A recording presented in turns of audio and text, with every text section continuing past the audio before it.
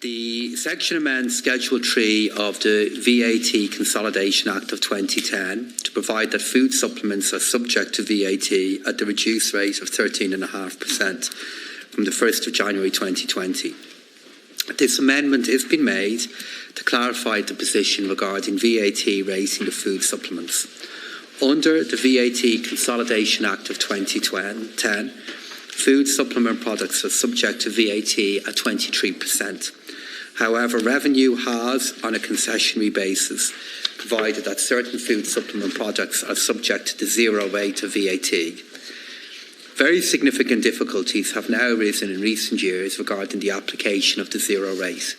This has led to the incorrect application of the rate to certain products, disagreement between traders and their revenue regarding the VAT rate that should be applied, and unfair competition between compliant and non-compliant traders, and also loss of revenue to the Exchequer. Following complaints by the Irish Health Food Trade Association, Revenue conducted a comprehensive review of the treatment of food supplements, including commissioning an expert report, and on the basis of that review, Revenue concluded that the status quo was no longer sustainable and indicated its intention to remove the concessionary zero rating of certain food supplement products from the 1st of March 2019.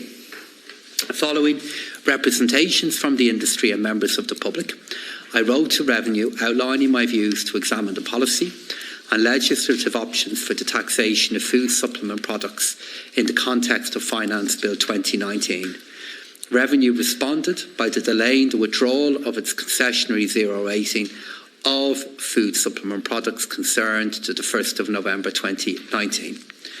My department carried out a public consultation on the taxation of food supplement products this year, details of which are contained in the Tax Strategy Group Report 2019. I considered the options and the policy considerations that apply, and having weighed up the submissions from industry on one hand and from the Department of Health on the other, I've decided that the best solution is to apply the reduced rate of VAT to all food supplement products. This means that from the 1st of January 2020, food supplement projects which are currently liable at the standard rate of 23% will become liable to the reduced rate of 13.5%, while those currently concessionally zero rated will also become liable for the reduced rate.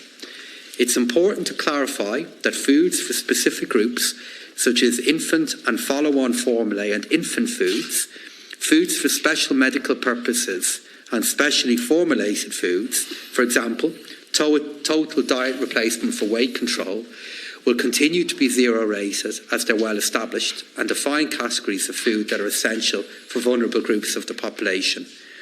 Fortified foods such as yogurts and cereals fortified with vitamins and minerals will also continue to be zero rated as they are food. Folic acid, vitamin and mineral human oral products which are licensed or authorised as medicines by the HPRA will continue to be zero rated under a different VAT provision for human oral medicines. Thank you, Minister. Deputy Burton. Thank you. I just want to say to the Minister that I think a lot of what has happened, and I accept the Minister did carry out the study and that he did consider his original proposals last year.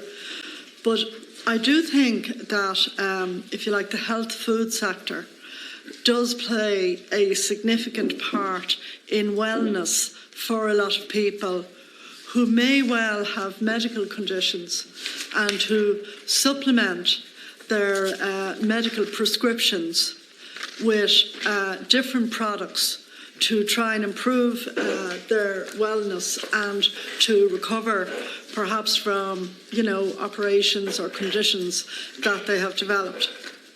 I think that's particularly important among a lot of older people, and hence you do actually see quite a number of health food shops in very traditional smallish shopping centres, and people actually rely on them quite a lot. Now bear in mind, Minister, that in a lot of other countries homeopathic medicine and vitamins and so on are a critical part of the kind of prescribing practices in those countries, and people rely on them to a significant extent. I think a lot of people do in Ireland as well, and for that reason I would strongly suggest that you examine this as carefully as possible. I am aware that there may be things like supplements which fall into other categories, perhaps in terms of sports and so on. But I do think we need to distinguish between health food supplements, which are about helping people in perhaps, as I said, an illness or a post-illness situation into recovery, and what you might call food supplements, which may be for other purposes. So I think we need to know more about this. And while I do know there are lots of medical people who might be, fairly unimpressed by health food products, there are an awful lot of people for whom this is a very important pathway in their recovery. Now, proper supervision should mean that they're not being sold items that are bogus. But if people are taking appropriate doses of whether it's tonics or vitamins and supplements to improve their situation, all in all, in a way, your colleague in the Department of Health, who has his own problems, may well actually, in fact, be benefiting from this, because people are put in a capacity to actually help themselves to improve. And I do appreciate the steps you took last year, but I don't think we're there yet in relation to this. Thank you. Thanks, Deputies. If I just comment on what Deputies McGrath and Burton said there a moment ago, and they were talking about the benefit of the supplements and the value that they have to a number of our citizens. I understand that entirely, and I've heard on many occasions, Deputy Burton, and I'm aware of it from my own constituency as well, the wellness benefit of these products and the effect they can have on the living standards and well-being of those who are using them. But if I go back to the consultation that we had, while I did get quite a few submissions in making the case that I've just acknowledged, I also got submissions in that took a very, very different view. And you indeed acknowledged that in your contribution.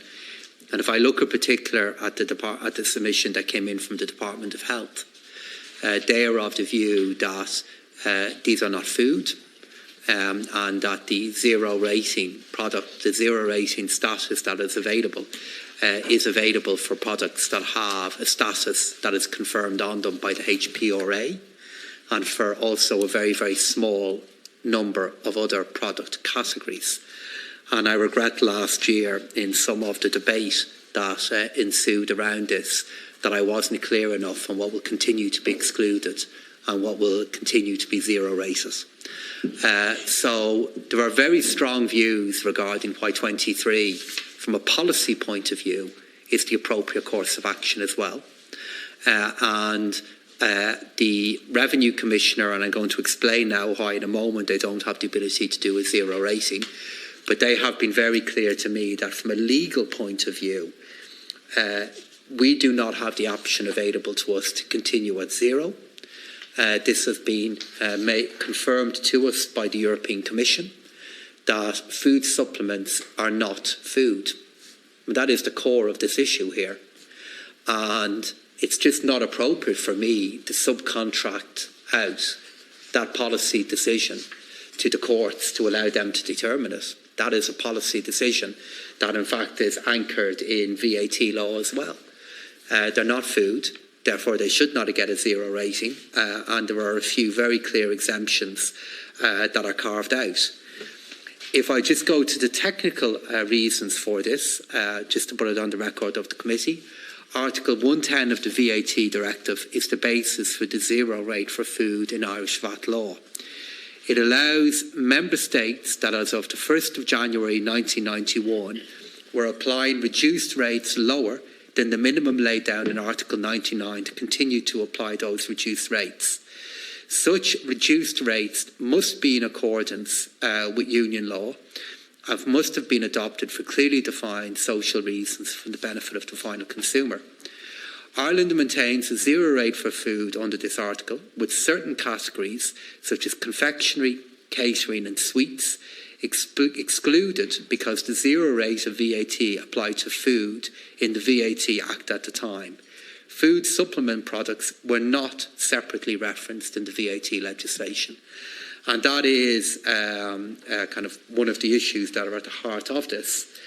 Now, in terms of the kind of other issues that have been raised with me there, in terms of why I didn't go to 9, the reason why I didn't go to 9 is there are very few things at 9 at the moment. There are only 2 that I've been recently involved in: the newspaper industry and leases on sporting, and the VAT on sporting leases. And it's my view that the 9% rate should be one that we use as a stimulus measure in the future, and we should not be in a position that we are loading more and more products in at the 9% rate for many reasons, but one of them is the stimulus one that I've just touched on there a moment ago. And I know that even if I had done at 9, it's likely that some of the issues that deputies are raising with me now we would still have, because there are very strong views that it should remain at 0. But I just ask you to appreciate that this time a year ago, we were facing a movement to 23. We're now making a move to 13.5. And we're making a move to 13.5 because I have listened to the varying views in relation to it. My colleagues in the Revenue Commissioner are crystal clear that it cannot stay at 0. And what I've looked to do is try to find a rate that recognises that these are products that do have a particular benefit that a group of our citizens really, really value. And I've been briefed, and I'm not going to go into individual cases here because it just wouldn't be appropriate, but I am aware of the difficulties that the Revenue Commissioner have had where, because certain ingredients have been included in products, the case is made that they should be at a 0 rate. Whereas the view of the Revenue is very clear that they should not be at 0, and the law now needs to reflect this. But I'm making this change to a lower rate versus where we were a year ago as a consequence of the process that we've gone through over the last 12 months. I'd like to remind the Minister, but long before there was a VAT regime, women who were either pregnant or particularly when they had a baby were universally given in Dublin hospitals, maternity hospitals, a glass of Guinness. Why? Because there was iron, or there was deemed to be iron in the Guinness. I don't know whether there was or not. I mean, I think the Revenue is just not taking account of the changes that are happening at the moment, but also, I would say, from a commercial point of view, a lot of the health food shops or health shops that are in local district centres and so on, they have become quite important sources of information for people in terms of health. Now, people in the traditional medical professions may not always care for that, and that's their prerogative, and I can understand that. But the fact is that our diets have changed out of all recognition to what they once were, and that whether it's somebody who's in training for something or someone recovering from something, food supplements are extensively used and used for a period of time. But also in a lot of small towns and medium-sized towns, as well as smaller district shopping centres, they've become quite important anchor tenants in terms of, if you like, the retail offering. And I would say to you again, it's far better that somebody has a very experienced, careful person in something like a health shop, where if they're coming in for some ailment, that person is able to say, actually, we can give you this, but in fact you need to go and see your doctor. So I just think that the whole scene, and I agree very much with Deputy Naughton's comments, that this has just changed an awful lot. And in terms of people becoming vegetarian and vegan, in fact the advice now generally is that if you are a vegan and an ultra vegan, that you may in fact definitely need to supplement, and particularly where children are being brought up in a vegan family. You know yourself, somebody who's hoping to be pregnant, the advice about taking folic acid and so on is very standard advice. So I just think you might, with profit to your colleague, the Minister for Health, reconsider this because, you know, it certainly, I think, for a lot of people, now maybe it's a placebo effect, I'm not going to say, but certainly for a lot of people, the contact with the health food shop and making regular visits may be far better than haunting a GP's surgery constantly with ailments that perhaps the GP is really not able to address. Thanks, Chairman. So firstly, just to address what Deputy Burton said there, just so I can be crystal clear, folic acid for women who become pregnant and vitamin D for infants will remain zero rated. I accept that, yeah. That's zero rated. Because when I got into this debate last year, there were all kinds of charges being made, not by anybody in this committee, but all kinds of charges being made that bigger changes were afoot. So those two products are zero rated. And then human oral products, if licensed by the HPRA, the Health Products Regulatory Association, if they consider them medicines, they will either continue to be zero rated or have the ability to become zero rated if the HPRA decide they deserve that status. So just to put that on the record.